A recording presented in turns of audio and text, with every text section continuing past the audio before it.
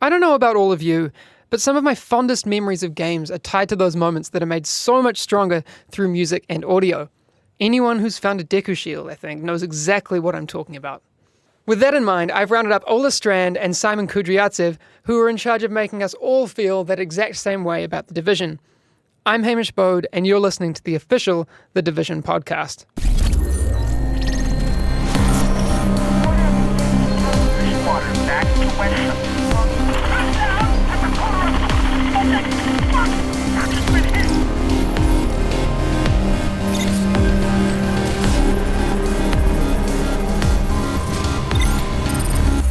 Okay, welcome, Simon and Ola. Thank you. How are you guys going? I'm doing great. Good. This is our second podcast now. This is the second one? Second one? That's cool. That's cool. Do you feel honored? That was the hope. I feel super privileged. Super privileged? Yeah. Awesome. So I guess we should talk a little bit about what you guys do here. Ola, you go first. Well, currently I'm working on The Division. Yes. Obviously. And I'm the music director and also the composer on the project. Great. So, yeah. Simon? Well, I'm doing everything that Ola is not doing, I guess, which means everything else. That's everything a else? lot. And that's Everything else or just audio, everything else? No, yeah, audio, everything else. I clean the toilets sometimes. Okay. But after myself, pay you well enough a for stomach that. never mind. Okay. My responsibility is to make sure that the game sounds awesome. All right. Know, on all fronts, and I'm lucky to have Ola with me to help me through the music parts of it, which is its own beast with in regards to everything from designing the systems to composing the music to testing it to making sure that it's in tone with the game, and it's a pretty it's a pretty daunting task. So I'm glad that we can tackle it together. Great. So if there's one podcast that should have the best audio quality, it should be this one. It's probably this one, yeah. I can blame you. You're not going to have anything to blame me for because it's going to sound awesome. Okay. You're not going to be able to release this without us checking on it first. Okay. That's just how it is. It's probably why my voice is really bassy right now. Mm-hmm. I'll add some sweet so you sound stuff super to it. nice. Yeah. Okay. Maybe you can maybe somebody hears it and like, hey, that's an awesome voice. We should make a I don't know what I'm talking about. Whatever. Well, someone did talk about voice acting when I told them we were doing music. But it's funny. That was actually one of my first. This is how I got into the business. Like I remember when Ola is actually the guy who hired me first. He was the one that gave me a gazillion years ago. A gazillion years ago, in a land far away behind the mountains, they found me amongst the wolves and brought me into Massive. And my first task was actually to record voices. To record voices, or to record. Both. I mean, I was doing all of the temp voice recordings for World in Conflict back in the day. You were actually doing the voices. You used your own voice for everything.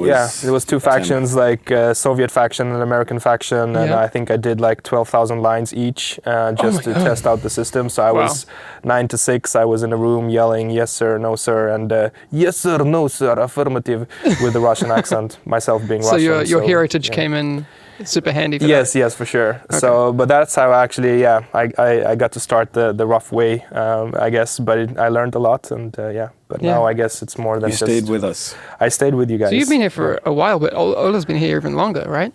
Yeah, you've been here for what? It's, since the dawn of time. 16 years next week, I think. Years. 16 years? Are you that old? Yeah. I was 12 when you were 12. When you started here. That's cool. How does that feel? I feel old. That's what I feel. People don't know that this is an internal joke, but hopefully they will never know. How does it feel? How does it feel sentence.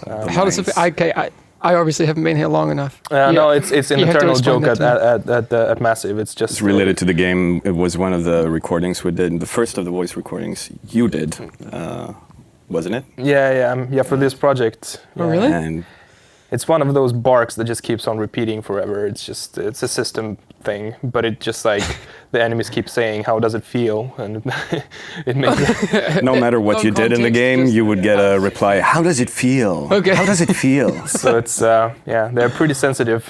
All right. It seems like. I imagine we'll probably see like after this, people will all be like hashtag How does it feel? Yeah, exactly. On Twitter. That'd be fantastic. That's actually a joke I made with our creative director Soundboy.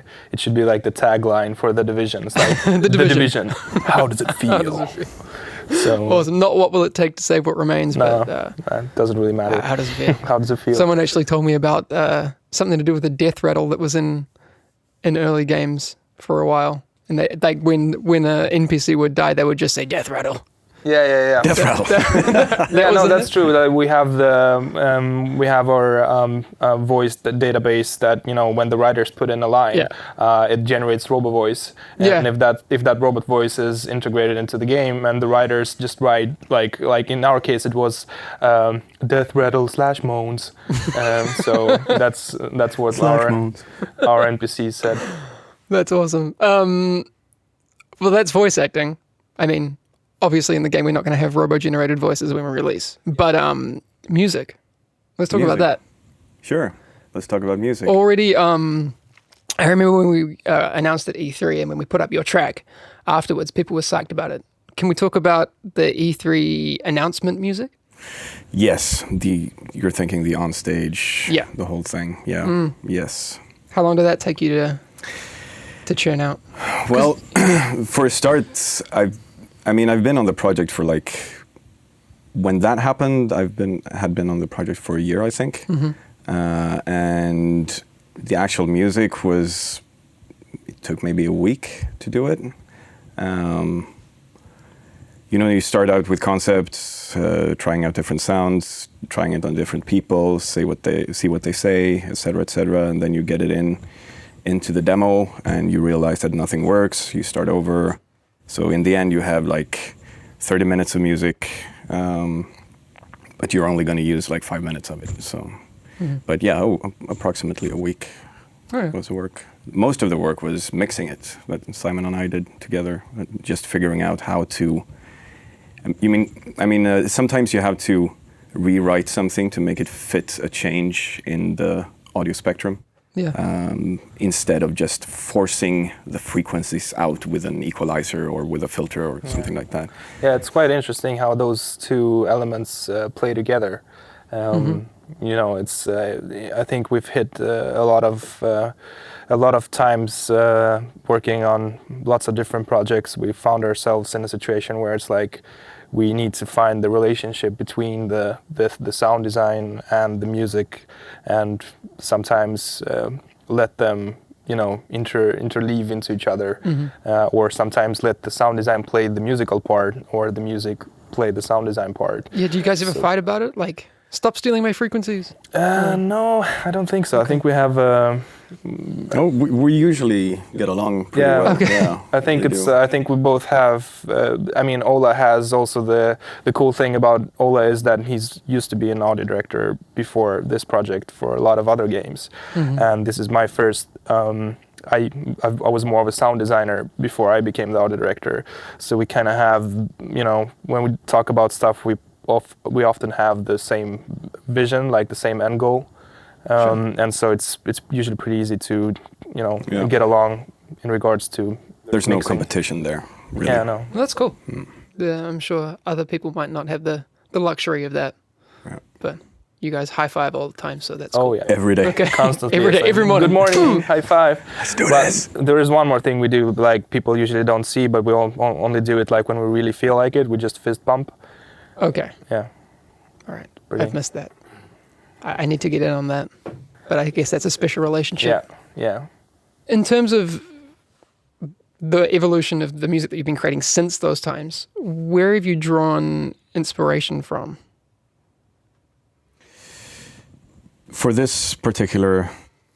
For the soundtrack as a whole, is there anything out that you nerd out about a lot, or... There is one thing that I keep okay. going back to, and it's 80s synthesizers. I've been completely covering myself with synthesizers. Yeah. Just buying all those those synthesizers that no one really wants because they're digitally controlled and only have buttons, and most people want synthesizers with real knobs and things they can twiddle while playing. But today, there are so many ways of controlling those synthesizers in new ways, and it's a lot of fun. Just, for €100, you can go out and buy a real analog 6-voice synthesizer and just play around with it, and you get that instant gratification with a really cool sound. So that's where I usually start my ideas. Didn't you recently mod a super old drum machine or something? That was actually my brother's drum machine. I can't really say it's going to be on the soundtrack. It might be. We're playing with it. Sounded good though. It's That's cool. Korg K55 or something. We modified it to be synchronizable with computers. That sounds mental. Yeah, it was mental. Because you told me that some of the stuff that you've put in the soundtrack or in some of your favorite tracks have been the unexpected and weird things that you've done. That I remember you telling me that you put a certain sound through another module that you had and created something absolutely weird, but it was pretty kick-ass. The sort of happy accidents when you have time to experiment, which I now have for the first time in my life, since now I can focus on only music, which is really interesting how differently you work. But yeah, I think you're referring to when I was working with a monophonic analog synthesizer. It's called the Mini Brute. Quite a modern synthesizer, but still fully analog. And I drove it through a couple of guitar pedals, and I resampled it in a sampler and then played it back and added some distortion, and boom, there was a song. All of a sudden it just happens, and it's so much fun. Yeah, just give it a go and see what you come up with. But then, of course, it's not only about synthesizers. I mean, you will have the classical strings, you will have big booming percussion. Yeah. Well, you're a drummer by nature, right? I am. You both are? Yeah. We both are, yeah. A lot of the guys on the audio team are actually drummers. Yeah, it's a weird thing. They Very always interesting. end up as drummers for some I think reason. there were 4 drummers Well, you guys going to start for a while. a drum circle? The drums, yeah. Drum it out. Yeah. No, but I think you've talked about like the high level pillars for the music is a lot with about electronics combined with acoustic percussion. That was the vision from the start. Like, even before starting to write music, I said, let's do this with synthesizers and acoustic percussion. That was sort of the 2 main colors on the palette. Was that a personal preference thing, or was that trying to reflect the direction of the game, or like try and bring in some Clancy type tech influences? It was. I don't know. Or was it your analog synth I'd fetish? like to say it was based on 6 months of research. Okay. But I'm not sure it was. It was more like 2 weeks of research. Okay. It was very much based on what I then thought would be considered to be interesting sounds in general. Like, you have trends out there, of course. Of course. But I thought there was something personal on the percussion side where I wanted to utilize my knowledge with drums as well. I don't play the drums that much anymore, but a lot of research, talking to the writers even, talking to Simon, talking to Tobias, the realization director. He's the guy responsible for the bass line that kicks in the first E3 demo. Tobias is? Yeah. Well, he didn't write it, but he came to me one day and said, "Look, Ola, this music, this bass line thing that starts here," I gave him like 10 pieces of music a couple of weeks before that. Yeah. And he was like, "That's it. I really think we should start it when the extraction begins." I'm not sure we can say that, but anyway, No, when you pick up the And this weapon, is where you layer this on top of our talking, Okay. so people start to hear the tension. Which one is it? I want to hear you guys sing it. No, it's an old school 80s bass line arpeggio thing that starts when you pick up the epic lute at the end of the first E3 demo. And it was a perfect match. I'd never figured that out by myself. It was all Tobias. He said like, that's where it goes. That's That cool. was really nice. But it's interesting to see how, you know, when it all comes together. I mean, I think now compared to E3, how the music was written then and how the music is written now, I think we talked about it the other day, that it's pretty interesting because not even we have heard, you know, how the music comes together, because it's written in a different way now. It's more like layering, and it's all driven by the game. So it's really going to be unique for each player, right? So you're only going to hear the finished soundtrack when you've actually, you know, when you're playing the game, and depending on what happens in the game, the music will adapt. And so, you know, it's kind of cool in that way, because I mean, for tailored purposes like say E3 or older type of games, you would just like write, you know, 10 tracks and they would play like level 1 track 1 and level 2 track 2 and so on. Yeah. Whereas now it's more about, you know, this kind of living, breathing machine that just, you know, constantly changes based on player actions. So this is actually the first time for me doing a like completely systemic music system. Yeah. It's always been quite hard scripted before. Like Far Cry 3, the multiplayer and co-op things. Penrose. And Penrose for Assassins, and Rolling Conflict prior to that. For people who all- don't know, the Penrose part of Assassins, that was in Revelations, right? Yeah. It was in Revelations, Desmond's yes. Journey and Lost Archives. We were right. working on that. I was doing the sound design and Ola was doing the music. Yeah. Just so people know what we're talking Yeah, about. yeah. There's not an Assassin's Creed Penrose game that no one's. Yeah, no. That's Revelations. No, that's true. That's true. Yeah. The I actually messaged you the other day on our internal messaging service. I remember because I hadn't tested the game in a while, and there was that moment when I was, this might be too much, going into a dark zone, and something else like kicked in, and I was like, holy crap! Yeah, I get it. Yeah, setting up I the move. get it. Like this is like turned everything up to 11 in an emotional sense. It The was Dark Zone is going to be freaking cool. really interesting. I haven't written that much for it just yet. I'm mostly focusing on like the roaming open world multiplayer areas.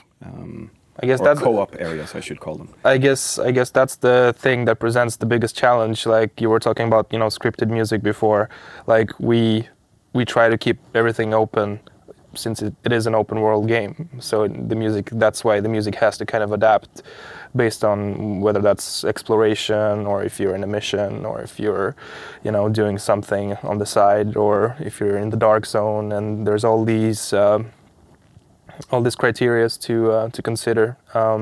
But yeah, it's I remember one moment that I liked. Like one thing I'm kind of pushing towards that I want us to do is to highlight the different factions we have in the game using music as well.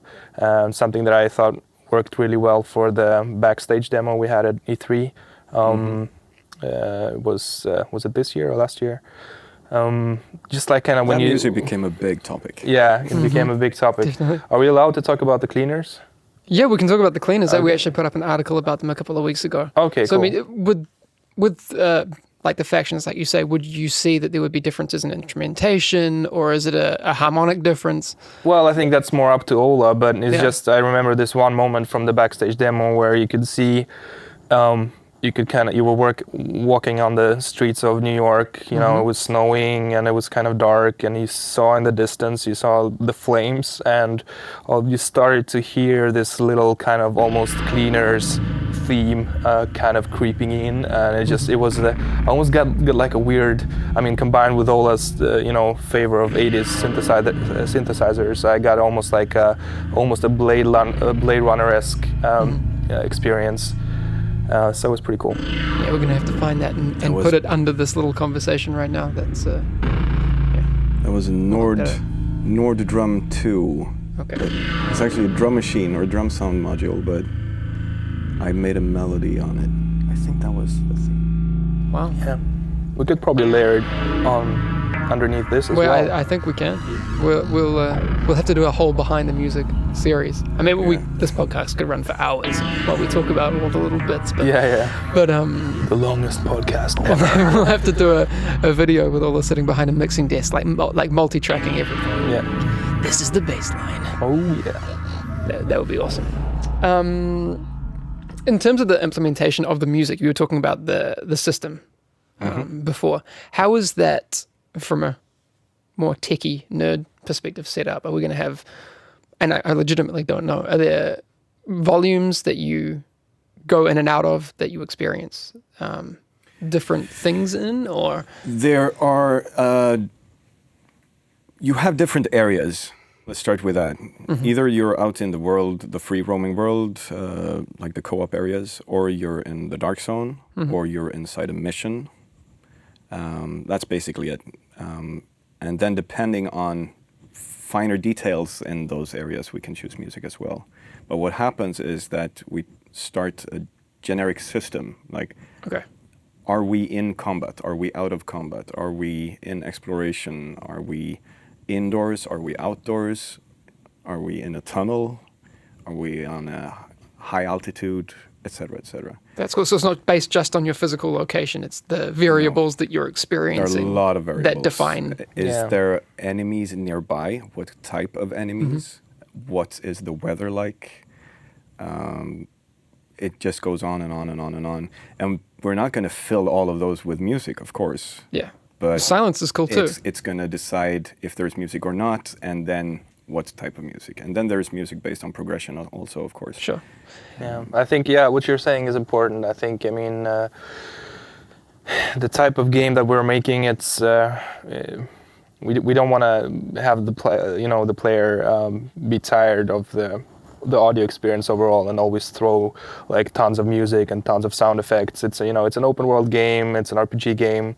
We want to make sure that the player can play it for a long period of time, and so it's about choosing our moments where we want to shine.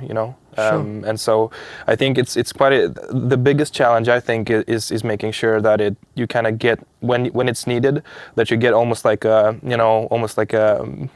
movie type experience when you're doing a particular event or a particular mission where you really want to highlight a sense of whatever it might be, urgency or comfort or success or whatever. Character introductions. As well. And I think the biggest challenge lies with then finding, like you were saying about silence before, finding the dynamics inside the music, but also inside the mix itself of the whole game, and making sure that there are beats to the music, so it's not just an on-off binary kind of thing, but it just kind of flows into the experience. Tech-savvy listeners, we're also using a multi-layering technique for parts of the music, especially when you're in combat. We have several layers that we can set the volume of depending on the situation. So we basically have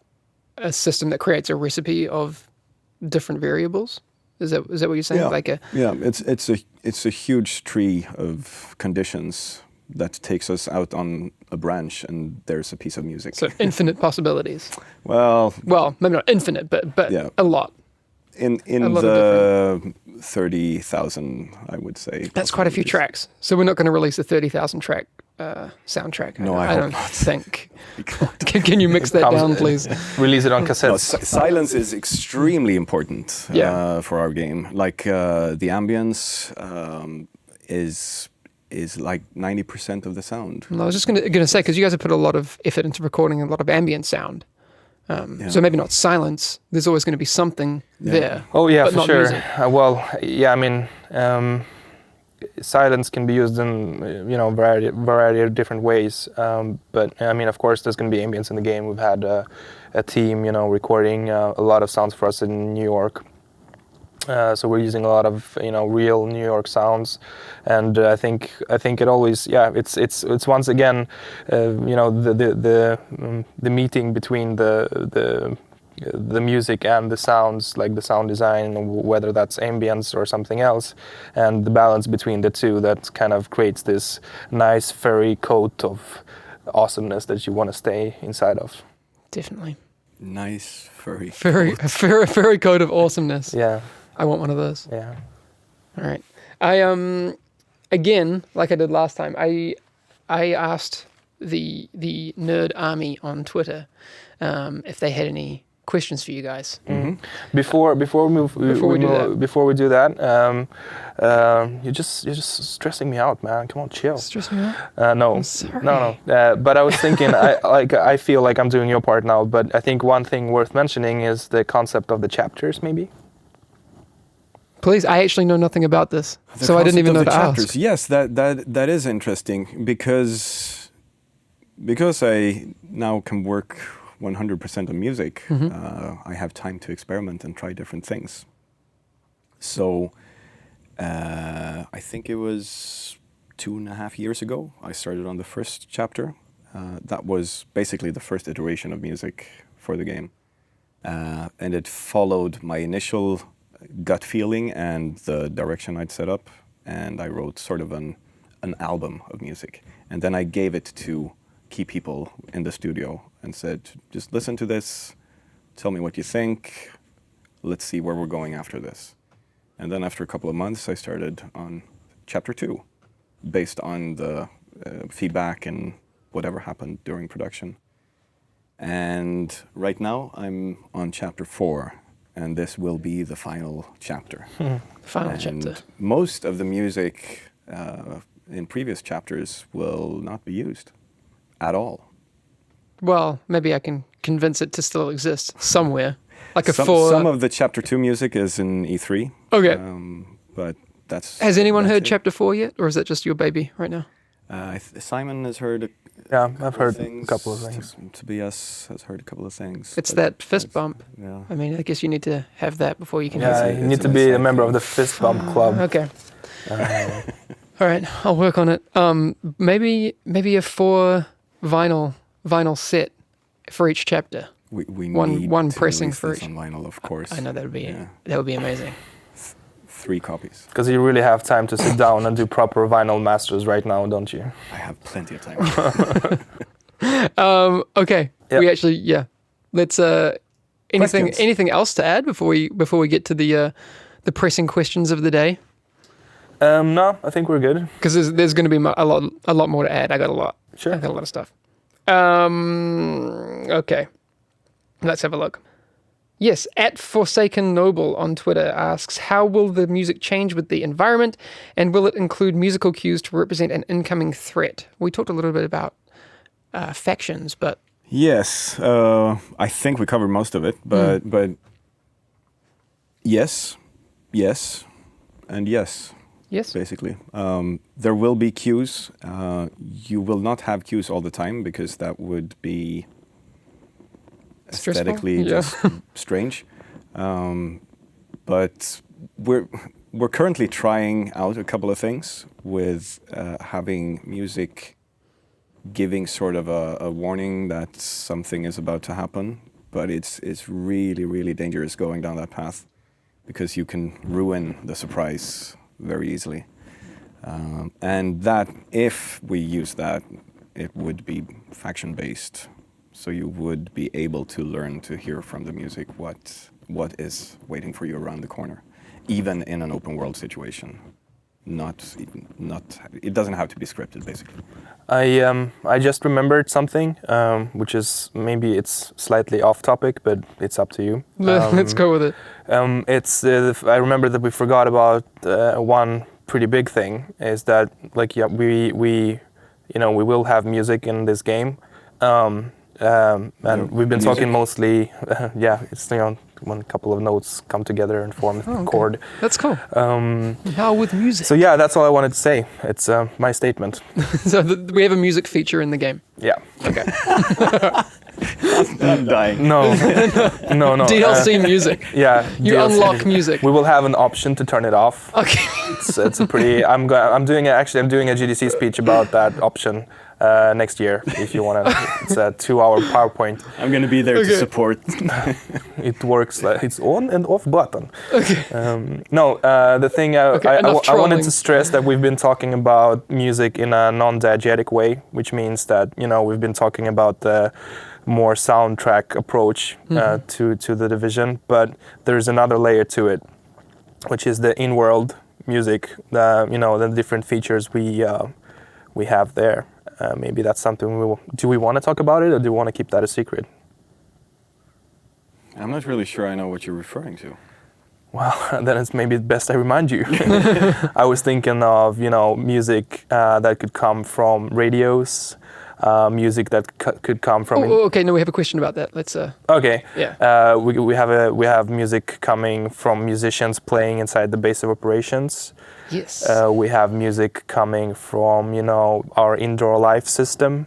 And stuff like that. So the player. Do you know what I'm talking about now? Are you with me? Or I have a vague idea of what you're talking about. Okay. Yes. So he's on board now. So that's Okay. good. So that means it's probably going to happen again.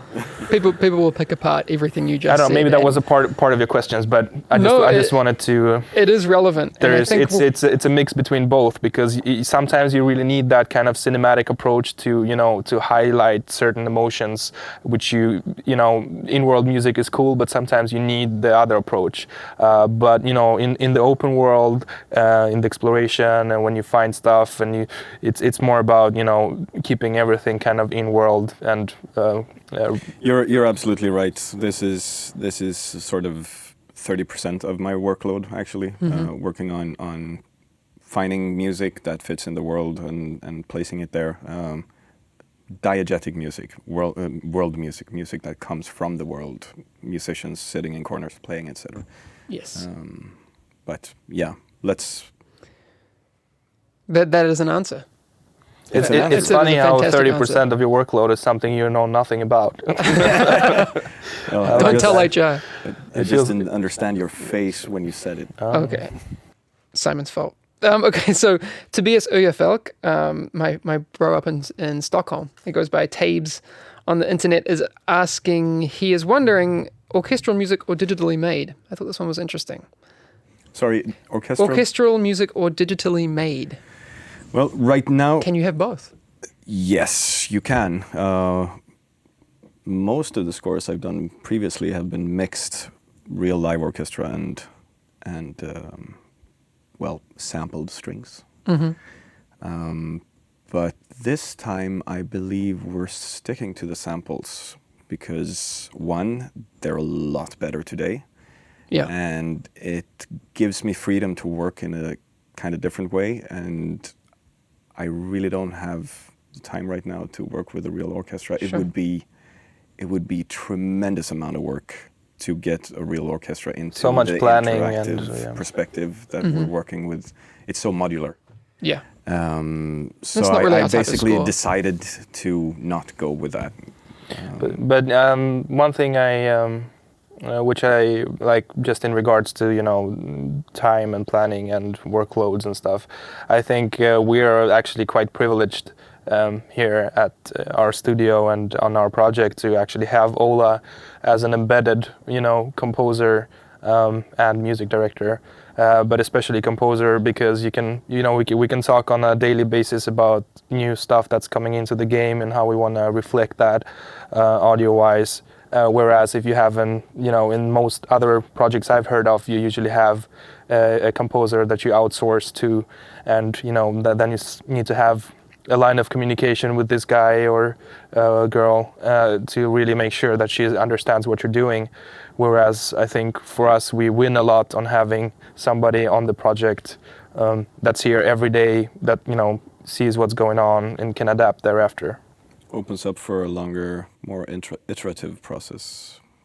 Yeah. Has a big effect on the result, I think. Okay. All right. I'm sure he'll love that. The most simple question I think we have, let's do this one very quickly. Wolfmeister on Twitter asks, who was composing? All caps. He's very excited. That would be me. Yes. 100%. There you go. Easy. The next one I have for you guys, Mohammed from IQ Gamers, We've asked who the main composer is, so that's fine. But he also asks, will any of the Tom Clancy films have an effect on the Division's music, or are we doing something completely new? Well, there will be some sort of effect, but not intentionally. It's nothing I've set out to do. I think the Clancy, the Clanciness, if that's a word, I don't know, but Tom Clancy's influence will be reflected, in the sound of the game, and just because of the sheer fact that everything he has been doing is grounded in reality, and that's how we need to approach the sound as well of the game. So we can't really make too far leaps into the sci-fi land, or we need to keep our stuff pretty grounded. But for the music, I think I agree with Ola. It doesn't necessarily reflect in the music. So I think we're doing something completely new in terms of music for Clancy games. Awesome. Okay. Rusa asks, will there be background music while in action? I know we've talked about background music, but we haven't really talked about what will happen when you kick into a firefight, or those sorts of things. That's where we go for the layering system, usually. It depends if you're in the open world or in a mission. Okay. But basically, yes, when you're in a firefight, or if you're if you are under threat, there will be music. I can't say exactly how it will sound and what it will behave like, but yes, there will be. But also not always. Yeah. So yes and no. Yeah. Kind of yes and no. Yeah. All right. Yeah. Anything to say to the community before we head off? Well, you rock. You rock. You really rock. That's very kind. Yeah. It's awesome. It's awesome to see the support out there. It's a lot of times, at least I find myself like almost sitting in the sound studio we're doing now. It's I come here every day and I work on the game, and it's just sometimes you just get so engulfed into it. So it's hard to see like what other people think about it or whatever. But it seems like we have an awesome fan base, and a very big one as well. So yeah, it's really, really cool, and I can't wait for the people to hear what we've been doing. Yeah, we're going to do everything we can not to disappoint you guys. And we're definitely all as psyched about the game as they are. Yeah, I'm sure. Yeah, every day I'm like, sure. Oh my god, I want to play. Yeah. I mean, the benefit is that I can. Yeah, exactly. So, but I mean, play with the world at large once we finally I get can't this wait thing to out take there. this game home. Just play on my projector and just Totally. have a blast. You have a projector? I'm jealous. Yeah, that's how All I right. roll. I need to prepare. You shouldn't be. It's crooked. It's crooked. Okay. All right. Another one down. Hopefully you guys enjoyed this podcast as much as we enjoyed recording it. Before we go, though, I'd like to remind you that you can always ask us questions on Twitter using #AskTheDivision, or just plaster your questions anywhere. Facebook, our official forums, the Division subreddit, or all of the above if you so wish. Of course, feedback on this podcast and such things can be directed at me at Hamish Bode on Twitter, but please keep it constructive because flaming makes me sad. Also, if you're creating any of the Division content like cosplay, fan art, contemporary dances, raps, cakes in the shape of flamethrowers, I don't know, anything. Even if you happen to stumble across these things yourself, let us know by using #CommunityLove on Twitter so we can all join the never-ending creative group hug of the Division. It seems that last time on the podcast, the community might have been a bit divided on my message of hygiene. It might have been lost on some people. Well, spoilers, our game has some pretty serious lore that pertains to a virus, in case you missed it. Well, now you know. So please, don't forget to wash your hands, and we look forward to seeing you on the internet.